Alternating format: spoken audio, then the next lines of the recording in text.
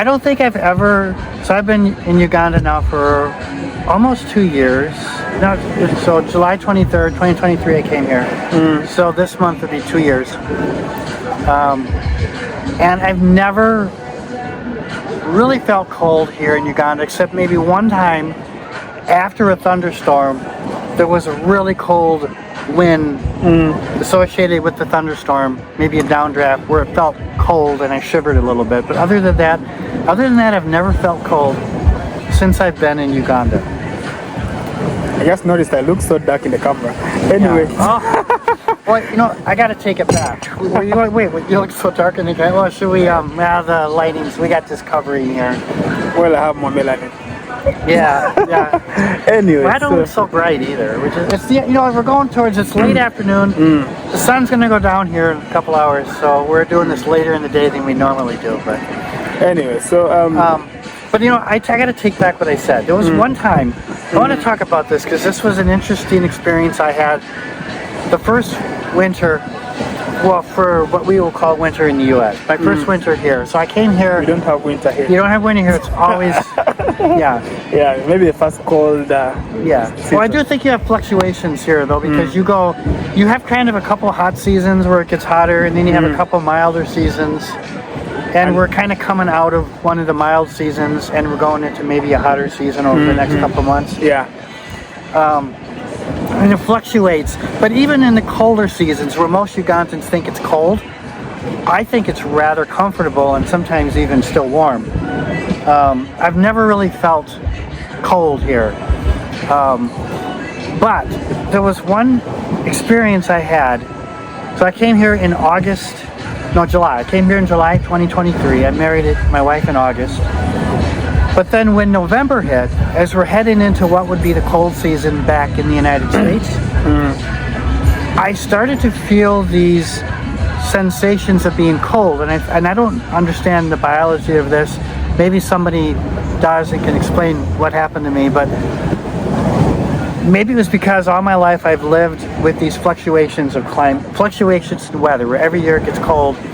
And so my body is preparing me to feel cold again like it does every year. And then in November, I started to feel really cold. And in December and January, I felt super cold, and at night I'd have these really heavy blankets over me because I was just super, super cold. And I don't really know why, except that maybe my body was thinking that I should be feeling cold because I'm always cold this time of year, and it's preparing me to feel or to adjust or to adapt to being cold. But it never got cold, but I still felt cold like I would feel if I was in Michigan. Like I felt like if I stepped outside, it would be, 10 or 20 below 0 Celsius outside, even though it wasn't. But my body was like thinking that that's what I should experience if I walked outside. And, and I don't know how to explain. We have a concept in psychology. It might sound like I'm digressing, but I think it will also connect in a way. With persons struggling with addiction, you find that they have an addictive, they have the addictive personality, or the way they behave when they are under the influence or when they're actively using. They are very manipulative. They're very, they lie a lot. They have antisocial traits, and the mind gets used to this pattern that let's say this is how I relate to people at home to service my addiction, to give myself what I want. Now, even when they're trying to get sober, these traits die hard. They find themselves lying. Usually they've been lying to get a blunt, lying to find a way to move out and go to the ghettos, and now they just find themselves lying for no reason. And then they go, oh, no, I didn't have to do that. Because it's the way their mind is wired. The brain is wired. So the brain has been wired. So the way there's neurons and what do you call the synapses and so forth. So the brain has been wired to behave a particular way, or conditioned to behave a particular way around particular people. Until now, we have to, we call it cognitive restructuring, where we have to, let's say, recalibrate how the person, the associations between different people and let's say behavioral pattern that you have been given to those particular people. So we get that sense of recalibration, and then someone is now able to, over time, learn to behave in a way that is not typical of, let's say, the addictive personality. So I think it could be the same thing with weather. The mind is, or the brain is already used to these patterns since you've been in that weather for the last over 50 years. Yeah. So it's not surprised when it's winter, it's not surprised when it's autumn, and it's always planning for it. It is something that is almost a routine. Now, when this changes, you might leave the brain behind for a minute. Yeah. You might leave it behind for a minute until it now has to readjust and come back. So I think that's what happens. Yeah, could be. But anyway, so beyond that, we're not experts. We're just saying. Yeah. I know you're a meteorologist. A meteorologist. Yeah. Meteorologist. And now I'm trying to understand it contextually. Meteorologists come from study of meteors, right? Atmosphere. It's actually no. Meteorology is a study. It's atmospheric science. Yeah. Because a meteor, you call it a meteor because it enters into the atmosphere. It's a rock from space that enters into the atmosphere. Okay. It's not a meteor out there. It's only a meteor once it enters. Yeah. Okay. It's an asteroid out there. It's a meteor when it enters our atmosphere. Okay. So good. So now you're the right person to tell us about these things. And I had a conversation with someone about something similar. It's not exactly about weather, but when I tell you, Robert, I'm going to tell you a joke about a blonde, what do you expect? For the blonde to be dumb. Dumb. So there's that stereotype that a blonde joke is a dumb joke.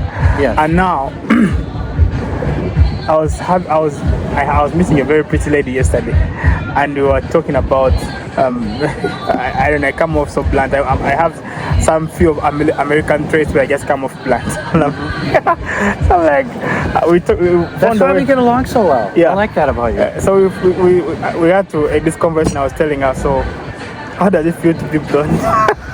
You what? Wait, you what? What'd you say? How does it feel to be blonde? Oh, no. So I'm like, oh no. yeah, but anyway, she's an African woman, but very beautiful. So then we had this conversation, and she's well educated, so she didn't take it, beyond that. So we talked about it, but the thing is, I was asking her, why is it that in life, the very, very pretty women usually are not the smartest people around? And why is it that the women that are usually very, the go-getters, the ones who are really excelling in lesson academics, who are really doing well on their own without another person's help, they're usually the average ones or the below average ones? I can speak about, I can speak some of my own experience about that, but I don't know if you want to finish, but if you have something to add. No, yeah, of course. So like, and I'm also going to extrapolate that analogy and bring it to weather. So I'm not digressing. Oh, so do you want me to respond to that first part? Okay. Okay, so when I was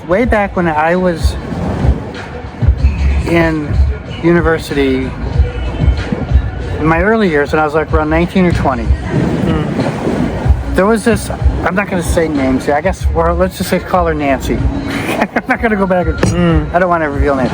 But Nancy was a blonde, and she acted really ditzy. I mean, she acted really dumb, like she didn't know anything, and she got all the attention of the guys. But here's the thing: during my sophomore year of college, I got to know. I mean, I knew Nancy when I was a freshman, but I didn't know her all that well. I got to know her during my sophomore year of college, and we actually went out on a date. Oh, really? Yeah. But I got the gorgeous blonde. I know, right? Okay. She actually said yes when I asked her out. Okay, that's good. All right. But one of the things that I noticed that when I started to get to know her more as an individual and sit down and talk with her and hang out with her, she acted the exact opposite of how she acted when she was acting ditzy and dumb. And in fact, she would get into debates with me, and we would be, it's kind of like you and I, we have these and she's like that. I'm just like blown away, like, where's this coming from? And I'm realizing I'm seeing the real Nancy. as I'm getting to know her as an individual, I'm seeing the real Nancy. And I'm realizing that Nancy isn't dumb because she's dumb. She's using this because it gets her attention. So she was doing the dumb blonde act because she knew that's what would get attention. That's what made her popular. That's what made all the guys interested in her.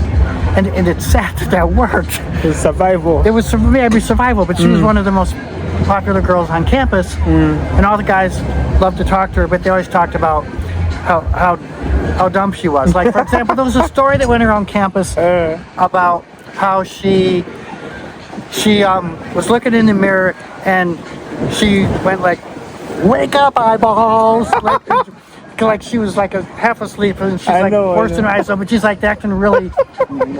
And then everybody, that was a big thing for people. We're talking about Nancy saying, "Wake up, eyeballs," and she's like, opening her eyes really wide.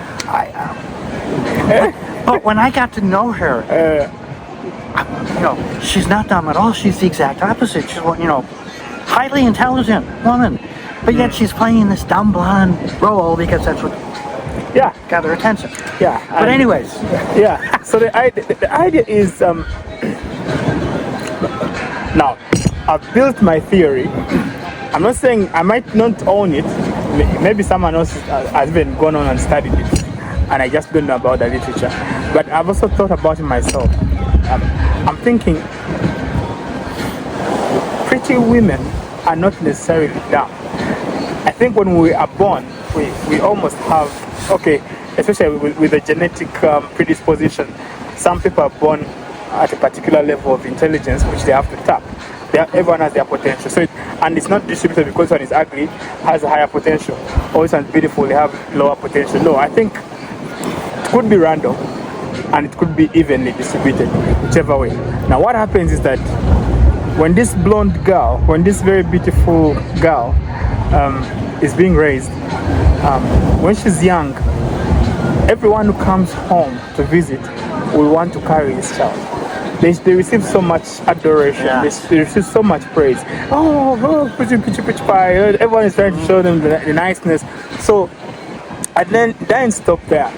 The parents kind of favor them. They always buy for them clothes that are kind of special. They always find some level of favor beyond the other children. And it doesn't stop with the parents. So it goes to the visitors. It goes to the community, and it goes to the school. It goes to the teachers teaching them. They show them some different, attention. Favoritism maybe. So they always receive attention, which is unwarranted, and it shows them the reality or the false reality. Or maybe it's real because people are surviving off their looks. Right. It shows them that reality of the world that there's no need to sweat. There's no need to exploit my potential. My looks cut it. My appearance cuts it. So as long as I just wake up, shower, look nice, be clean, that's enough. Now, why would someone be motivated to go and break doors? Why would someone be motivated to go and try to cut math numbers which are very difficult? Why would they have to stress when they can get it easily? Right. Yeah. So you find that they just ride along because life is easy that way. Now, there was a beautiful girl, I think the most beautiful girl in our class when I was in school. Now, I was in a little bit of Harvard of Uganda, but in high school. So like everyone is supposed to be intelligent, per se. And so this girl was this most beautiful girl. There's the way she came like from the back door. She didn't necessarily qualify to be at that school with her points, with her grades. But she found herself there, whichever way. And now everyone knew her as dumb. Everyone knew as she didn't belong. And it took the blondness away. Yes, she had a lot of attention because she's beautiful, but this stigma around her that she didn't belong, it now motivated the best out of her. She came with bad grades and left at almost top of the class. She left almost top of the class. Yeah. Because she had feel like she had something to prove. Yeah, now she had to work to prove her worth. Because her looks weren't going to cut it. Yeah. Now she actually had to do now she had to do something to actually show that I'm not what you think. Yes, I came here with the worst grades in this class, but I'm actually good enough. Yeah. And she came up on top of the class, not exactly on top, but among the top. Better than most people, like top 2%, basically, almost at the top. Wow. So she was really well, and this is in a high-end school, a school of like very smart people. And she came up, and now she's doing very well. Very smart girl, very beautiful and very smart. So my analogy is that when you look at these blonde, these beautiful girls who have it easy, that's why they are not motivated. There's nothing pushing them to work hard, to polish them their potential. There's no reason, because I can get on a yacht because I look beautiful. I can get a Lambo because I look beautiful. I can get that mansion. I can date the minister.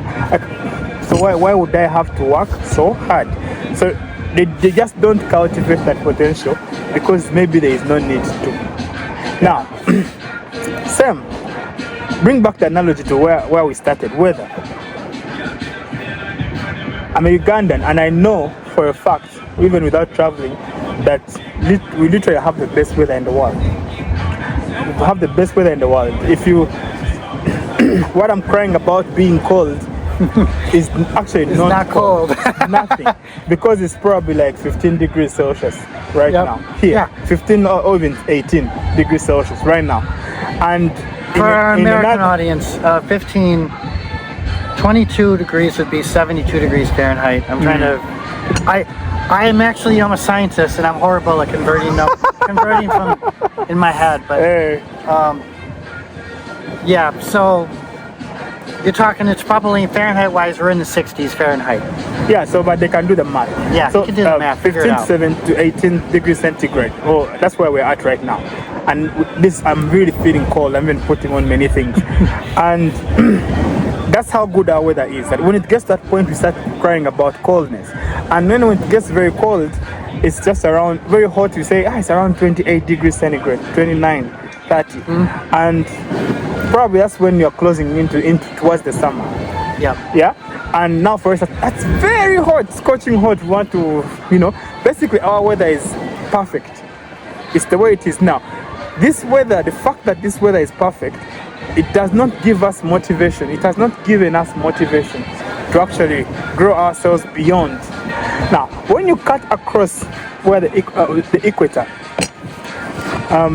you'll find yourself in some countries in South America, you find yourself in some countries in Asia, and if you just move around the equator, where the weather is almost like it's the tropics, and I think it's the tropics, right?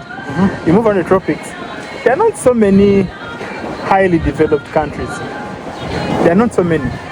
And why? It's because life is easy.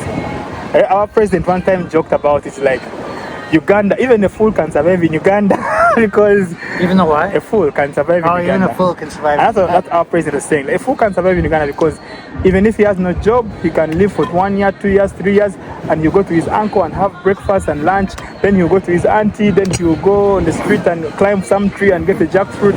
Like life is so easy in Uganda or along the tropics. That's why you find there's less motivation. Whereas if you go to a country like Norway, if your house doesn't have air conditioning, you'll die. Or it doesn't have a furnace for heating in the warming. If you cannot warm your house, you'll die. When in these countries, when you get you talked to me about a blizzard where it's very cold. How long does it take for you to die if you're out in the blizzard? Not long. You can die so there was a blizzard. I don't know about how long you can get frostbite in like 15 minutes or less, but not necessarily going to die. But you can die quickly, because I know there was that blizzard in 2020. Thinking about the Buffalo, New York blizzard. I think it was 2020, Christmas of 2022. Because it was a year before I came to Uganda. It lasted 4 days.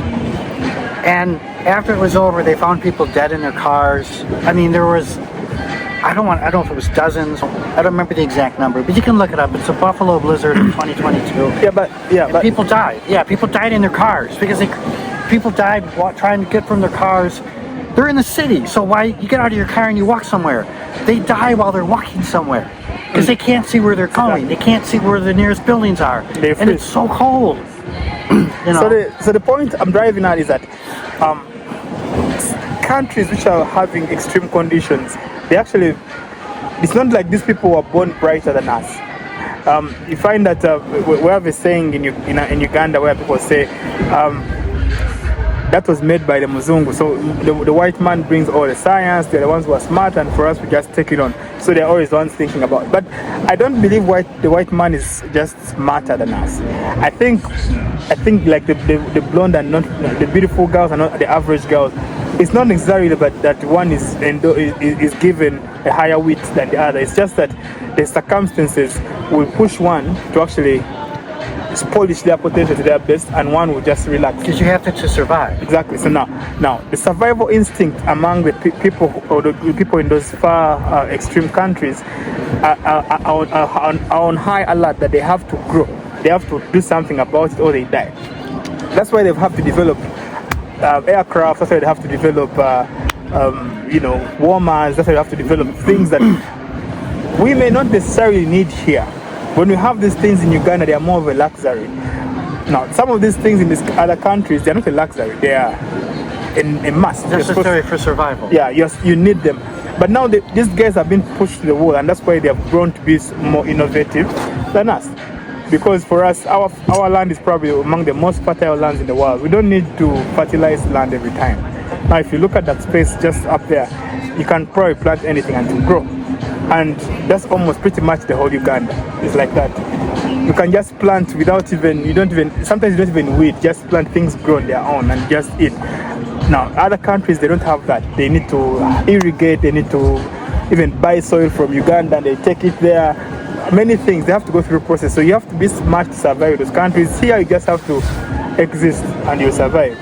People who are more evolved, usually you find they're in harder areas to stay, places where I think life would be impossible without being innovative. Whereas for us, all we have to do is make sure the lions don't eat us. All we have to do is make sure the mosquitoes don't eat us. So that's why we have houses, we'll have mosquito nets, we'll have insecticides. Yeah, but we don't necessarily have to have a warmer in the house. Don't need to. Yeah, and I have a couple thoughts because there's a couple things I want to say about that. The first thing is about the weather. Like, for example, from where I'm from, just kind of maybe going along with what you're saying and confirming what you're saying, that if you look, so I've been in Uganda now for, like I said, about 2 years, and I compare the storms that you have here. So I mean, you get torrential rains, like it'll rain hard, but back where I'm from, we get severe thunderstorms where the storms come in and the wind's blowing 100 kilometers an hour and it's knocking down trees and sometimes taking the roofs off people's houses. You have tornadoes, and you have further south along the coast you have hurricanes. Of course, in the winter we have the blizzards. I've never seen, just thinking about the thunderstorms, for example, just the severe thunderstorms, I've never seen a thunderstorm in Uganda that even comes close to what happens regularly in Michigan during the warm season, or during the transitional seasons mainly. Like when you come out of winter and you're into the months of April, May, and June, and you're transitioning into summer, you have a lot of sharp contrast because the cold air and the hot air is fighting back and forth, and eventually for the summer the hot air will win, and then you go kind of through the same thing in the fall where they're fighting, but eventually the cold air will win. But when you're in the springtime, there's this battle between the hot air and the cold air. The hot air is trying to win, but that contrast between the cold air to the north and the hot air to the south creates these very severe thunderstorms, creates tornadoes. I was actually hit by a tornado directly in 2006. The house I was in was hit. My car was destroyed. All the trees on their property were destroyed except one. It was one of the most terrifying experiences in my life. It actually traumatized me for a year, to where 8 months after the tornado hit, I heard a plane coming overhead in the middle of the night. And I woke up because tornado, and it was just a plane.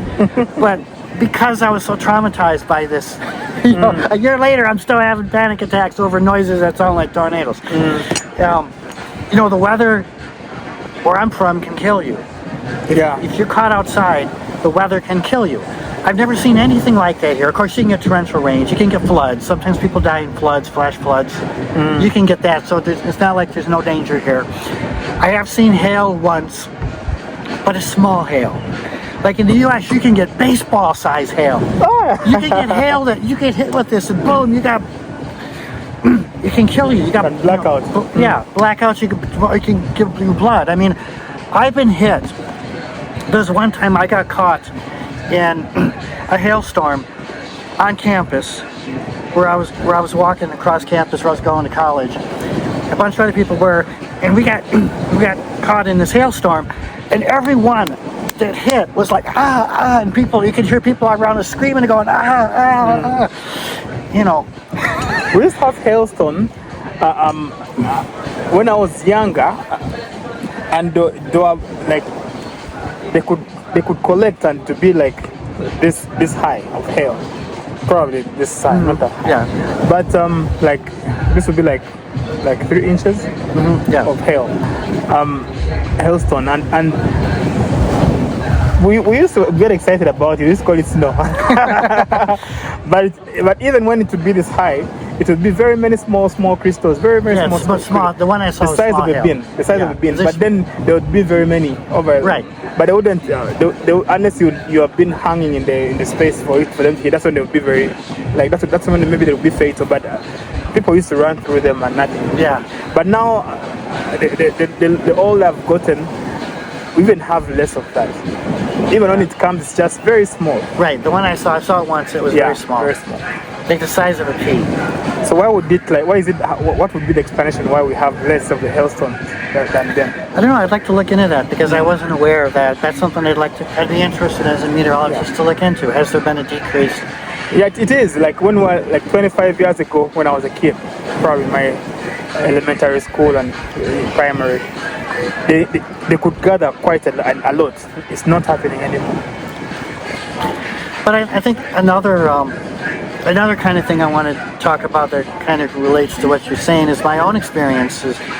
Because we can talk about, you talked about the blonde who kind of entered into the school in the back door and everybody said she was dumb, so she had something to prove, and then so she had to work and she went to the top of the class. When you're faced with adversity, you will actually, I think, thrive more, and which is what you're saying, which is what we're kind of talking about here. That's kind of our theme to today. When you're faced with adversity, you will have to adapt, you will have to survive, maybe you'll have to prove yourself, you will have to be innovative. You know, it's adversity that strengthens us as human beings. There's a saying I heard where good times produce weak people, weak people produce hard times. Yeah, just the cycle, and it just kind of loops around. I'm not sure if I'm quite saying it right here, but if you go through a hard time, that will produce strong people because they're going to have to deal with the hard times. But the strong people will create good times, which will create weak people, which will create bad times. Yeah, so that's the way it works. But I think about the fact that me, for example, when I was growing up, I was an outcast in my school. You know, I was kind of picked on, pushed around, and didn't have a whole lot of friends. And I was a weak person. I was very, very skinny, very, very weak. I was the kid that always got picked last in gym class. You know, you do sporting things. I couldn't do any sports. I always got picked last. But facing that adversity gave me something to prove, because my attitude became, okay, you think I'm a loser, I'm going to prove to you I'm not a loser. And that's what gave me, because now what's happened now, I have to learn to deal with, how do I face this adversity every day? I'm going to school and I'm an outcast and nobody likes me, and so I have something to prove. So I have to come out on top. So that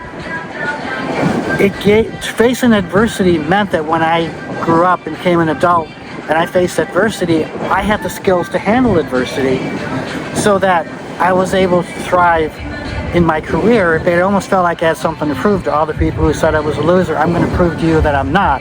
I go on in my education, I get a PhD, I go and I work at a university and I have this career, and because it's hard and it's difficult and it's challenging, but because of the adversity I felt as a child, I knew how to handle adversity. And it gave me the ability to thrive in life. And there is this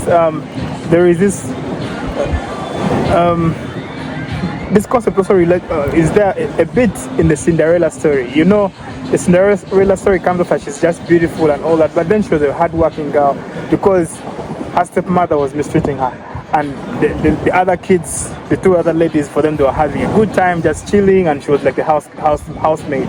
So she actually grew to be a more decent lady because of the adversity, and the others became a problem. And even out of the fantasy stories, even in real life, if you see homes of rich people and they have these foster children vis-a-vis their biological children, the foster children usually become more responsible citizens than their real biological kids. Why? Because the biological kids have this entitlement, this is ours, but now this foster child knows that, okay, I'm having this time with these people, but I don't have an inheritance here. So now I have to make it count. So, and usually that's what happens. These guys, the kids who are just being helped, usually they do their best. They come out good. And these other biological kids take it for granted and they just... Anyway, so Yeah. I think that would be it. Yeah, so I think we can summarize this, Paul. I mean, when you face adversity, if you're somebody facing adversity, that's an opportunity to thrive. Yeah. It's an opportunity to thrive. Don't let it knock you down. Yeah, but of course it has two faces. Because some people face adversity and they give up. Yeah, and that's maybe the difference between those who thrive and those who don't. Yeah, so the idea is there is always an opportunity in adversity. The reason why Russia is one of the superpowers is because of that very bad climate. Yeah. So they had to find a way to be resilient. Yep. Yeah. Well, that's the thing, because I think that adversity strengthens us as human beings. Exactly. Because it forces you to be innovative, to adapt, and to survive. And back to your other saying, I don't know how to call it, but the quote you said, good people, hard times create good, strong men, and strong men create good times. Hard times create strong people. Strong people create good times. Good times create weak people. Weak people produce hard times. They bring back the hard times. Hard times, and around the cycle goes. Could it be that that's what's happening in the Western world? Yes. So they had hard times, things were very bad.